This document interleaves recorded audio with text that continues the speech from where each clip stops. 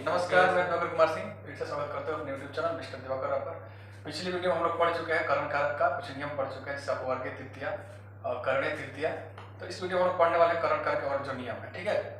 तो इसमें अगला नियम है पृथक बिना नाना विस्तृत्या अंतर्श्याम, मतलब कि पृथक, बिना और नाना ये ऐसे शब्द होंगे इसके योग में हम लोग तृतीया विभक्ति का प्रयोग कर सकते हैं, द्वितीय विभक्ति का प्रयोग कर सकते हैं और पंचमी विभक्ति का प्रयोग कर सकते हैं। जैसे इसका एग्जांपल लिया जाए, बहुत ही पॉपुलर एग्जांपल है इसका कि राम के बिना अयोध्या सुनी है। राम के बिना अयोध्या सुनी है, अयोध्या सुनी है। तो यहाँ पे जिसके बिना मतलब कि किसके बिना अयोध्या सुनी है, तो राम के बिना। तो पृथक मतलब होता है अलग करना, मतलब अगर ये राम नहीं है इसलिए अयोध्या सुनी है, तो जिसके बिना अगर कोई जगह सुनी हो या अकेलापन हो तो वहां पे जिसके बिना होगा उसमें हम लोग तृतीय विभक्ति लगाएंगे, द्वितीय विभक्ति लगाएंगे या पंचमी विभक्ति भी लगा सकते हैं। तो राम का अगर तृतीय लगाए तो होगा रामेण, अगर द्वितीय विभक्ति लगाए तो होगा रामम, और पंचमी विभक्ति लगाए तो होगा रामात, रामात। तो इस तीनों में से या तो तृतीय या तो द्वितीय या तो पंचमी विभक्ति हम लगा सकते हैं। अयोध्या, तो अयोध्या का जो है लाता पर चलेगा, तो अयोध्या का मीनिंग अयोध्या ही होगा क्योंकि एक नाम है ना, इसके लास्ट में आ रहा है तो लाता पर चलेगा। सुन्नी है तो शून्या, शून्या। बहुत सारे बुक में इसको शून्या अस्थि भी करके बताता है कि राम के बिना अयोध्या सुनी है, तो रामेण अयोध्या शून्या। तो अस्थि भी लगा सकते हैं और अस्थि नहीं भी लगा सकते हैं, कई सारे बुक में लगाया भी है, तो लगाएंगे फिर भी ठीक है, नहीं लगाएंगे फिर भी ठीक। इसके भी जैसे है कि मोहन के बिना, मोहन के बिना उसका घर, उसका घर सुनना है, उसका घर सुनना है।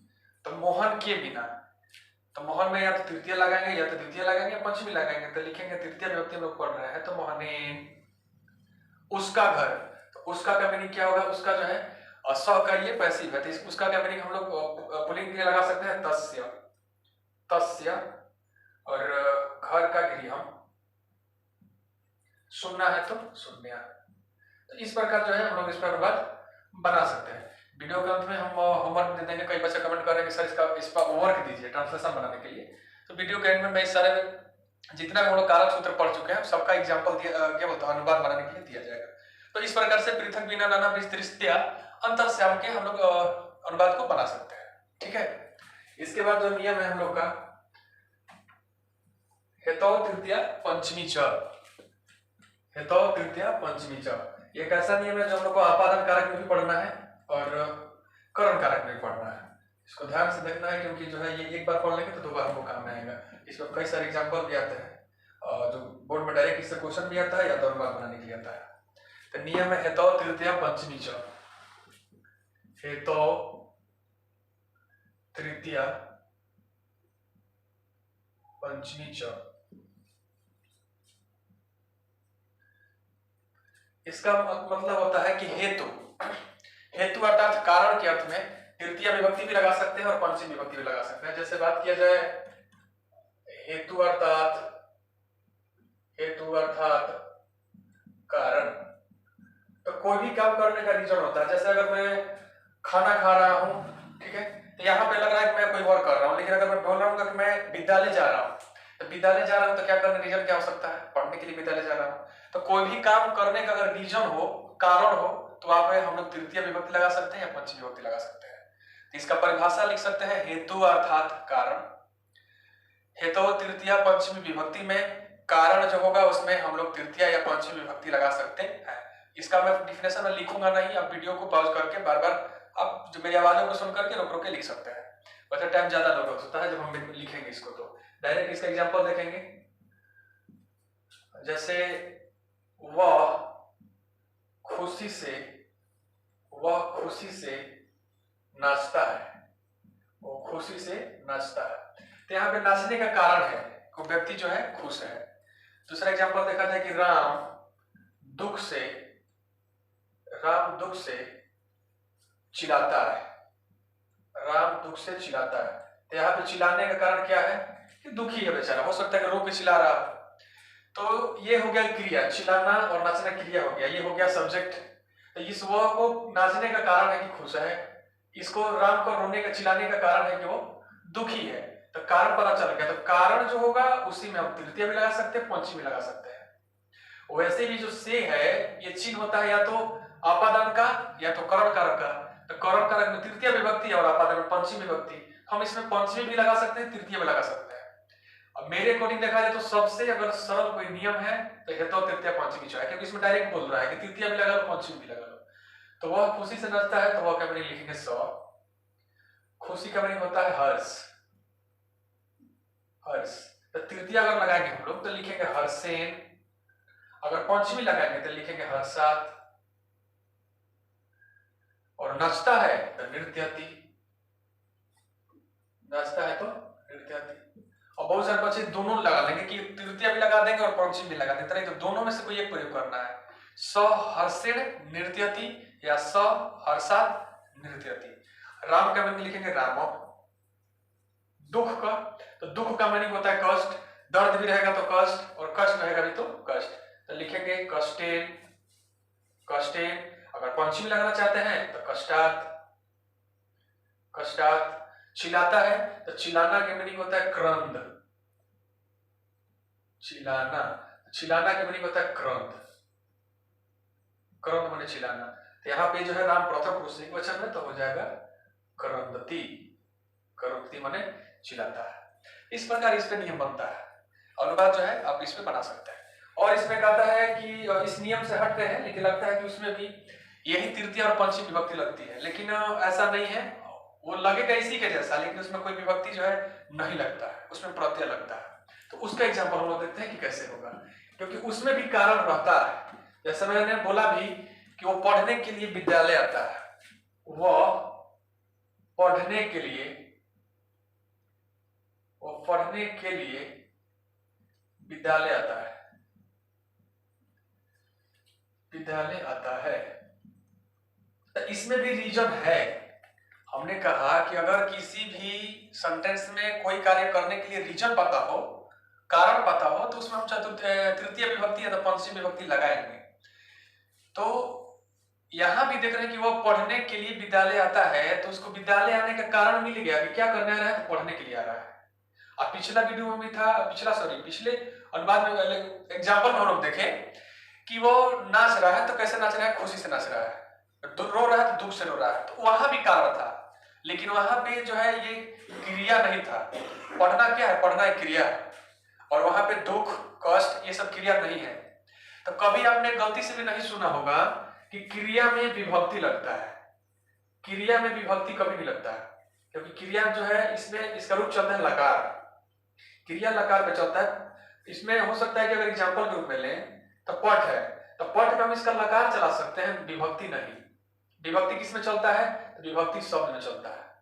अगर कोई शब्द हो तो उसका रूप चला सकते हैं, बालक पर, लता पर, नदी पर, साधु पर, वो हम रूप चला सकते हैं। लेकिन अगर कोई धातु हो, क्रिया हो, तो उसका हम विभक्ति नहीं, उसमें हम लकार लगाते हैं। तो शब्द में अगर कोई लग गया कारक चिन्ह, शब्द में लगा कारक चिन्ह, तो हमने क्या किया, शब्द रूप बनाया।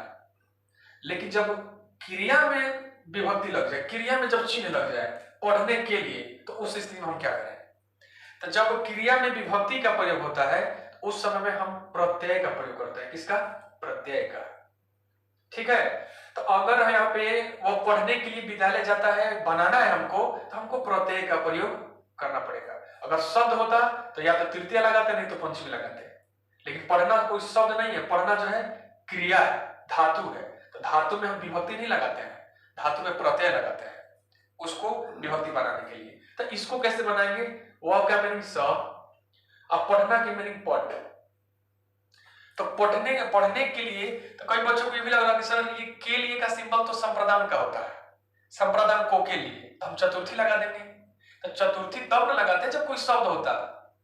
और पढ़ने का मीनिंग, पढ़ना जो है धातु है, तो इसमें के लिए अगर चतुर्थी लगाए तो पढ़ना है, ठीक पढ़ना है हो जाएगा ना।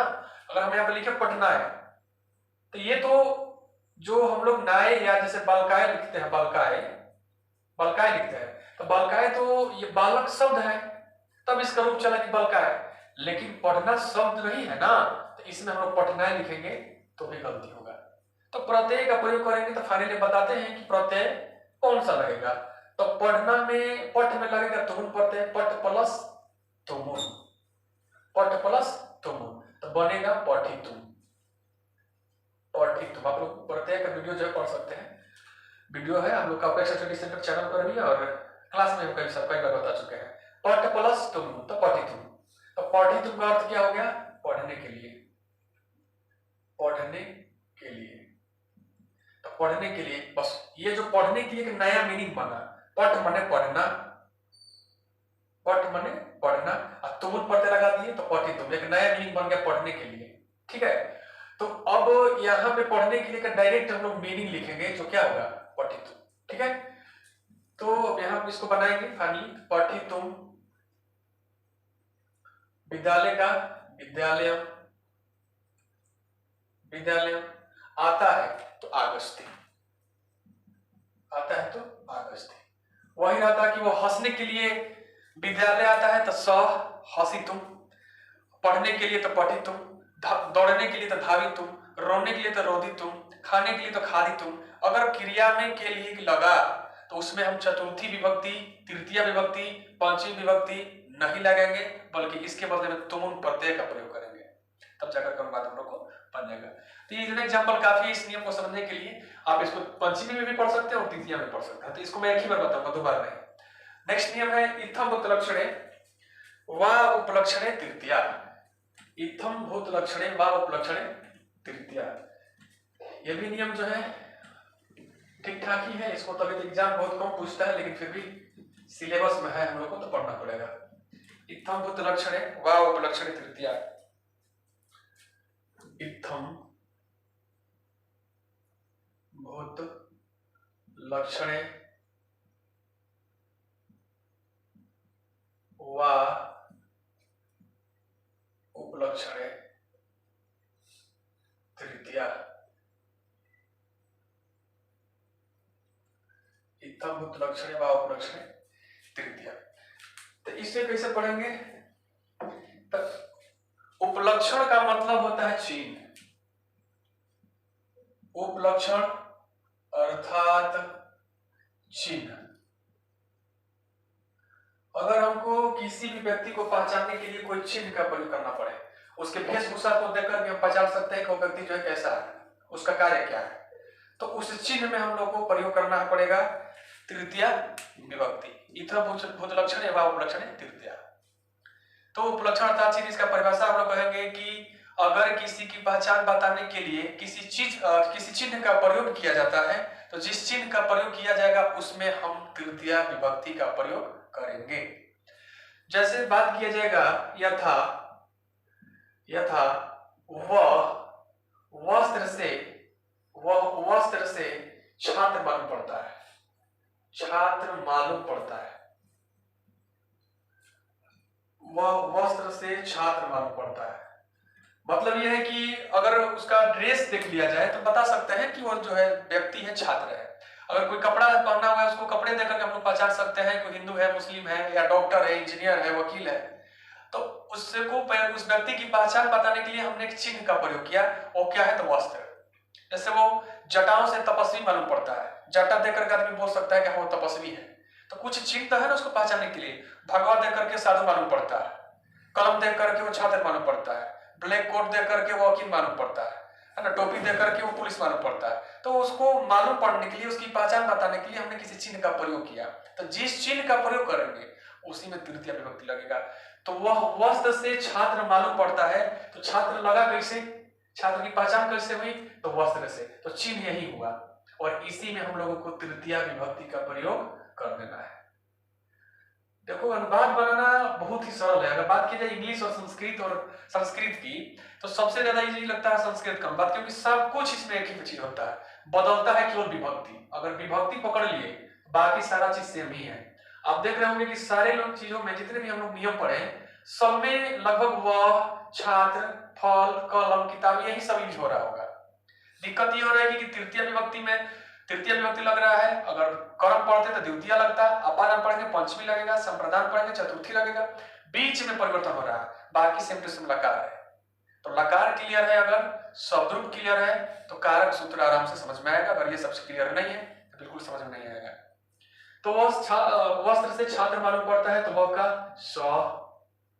वस्त्र का होता है संस्कृत वस्त्रम, फल पर रूप चलाएंगे तो फल का होता है फलेन, तो वस्त्र का हो जाएगा वस्त्रेन। छात्र का छात्र या छात्रम, छात्र मालूम पड़ता है, छात्र। मालूम पड़ना का होता है प्रतीयते, मालूम पड़ना का होता है प्रतीयते। तो अब दिमाग में ये जगह कि सर सबने हम लोग ती तंती पढ़ रहे थे, यहाँ पे प्रतीयते कैसे हो गया? तो मालूम पड़ना का मतलब होता है प्रतीत होना, लगना। तो मालूम पड़ना का मीनिंग होता है प्रतीयते, और इसका रूप चलता है आत्मनेपद पर। जैसे पठ धातु का हम बताए थे कि आत्मनेपद पर क्या होता है, पठ्यते, हस रहेगा तो हस्यते। तो प्रतीत होना है माने मालूम पड़ना है, तो उसका हम लोग लिखेंगे प्रतीयते। इसमें टेंशन लेने की बात नहीं है, क्योंकि ये हमेशा प्रथम पुरुष एक वचन में ही आएगा। इसलिए हम दिमाग में रख ही लेंगे कि जब ऐसा सेंटेंस हो कि मालूम पड़ता है तो प्रतीयते ही लिखेंगे। अब बहुवचन में रहेगा तो प्रतीयते। जैसे बात किया जाए कि वे लोग जटाओं से तपस्वी मालूम पड़ते हैं। वे लोग जटाओं से तपस्वी मालूम पड़ते हैं। तो यहां पे बहुवचन हो गया, लेकिन पुरुष कौन है? पुरुष है प्रथम पुरुष ही। तो वे लोग जटाओं से तपस्वी मालूम पड़ते हैं, तो वे लोग का स त ते जटाओं का, तो जट्टा का मीनिंग होता है जटा, तो जटा का रूप चलेगा लता पर। इसके भी लास्ट में है ता, इसके लास्ट में भी है ता, तो दोनों का रूप कैसे चलाएंगे? तो लता का तृतीय होता है लत्या, तो जटा का हो जाएगा जटिया। लेकिन बात यह है कि जटा नहीं है, जटाओं है बहुवचन में, तो इसका पूरा मतलब कि बहुवचन लिखेंगे तो इसका होता है तृतीय बहुवचन लताभी, होता है लताभी, इसका हो जाएगा जटाभी, इसका हो जाएगा जटाभी। ते जटाभी, तपस्वी का होगा तपस्वी या साधु, कुछ भी लिख सकते हैं। मालूम पड़ते हैं बहुवचन में तो प्रत्यंत, प्रत्यंत। अगर एक वचन में रहता तो प्रत्यंत। ठीक है। राम कपड़े से साधु मालूम पड़ता है, तो राम कपड़ा का वस्त्रेन, साधु का साधु मालूम पड़ता है तो प्रत्यंत। लेकिन यहाँ पे वे लोग जटाओं से तपस्वी मालूम पड़ते हैं, तो वे लोग का ते। जब ये बहुवचन, ते भी बहुवचन, तपस्वी जटाओं से जटावी तपस्वी मालूम पड़ते तो तपस्वी प्रत्यंत। ठीक है।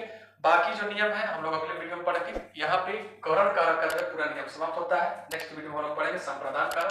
तब तक के लिए थैंक यू, पढ़ाई करते रहें, बाय।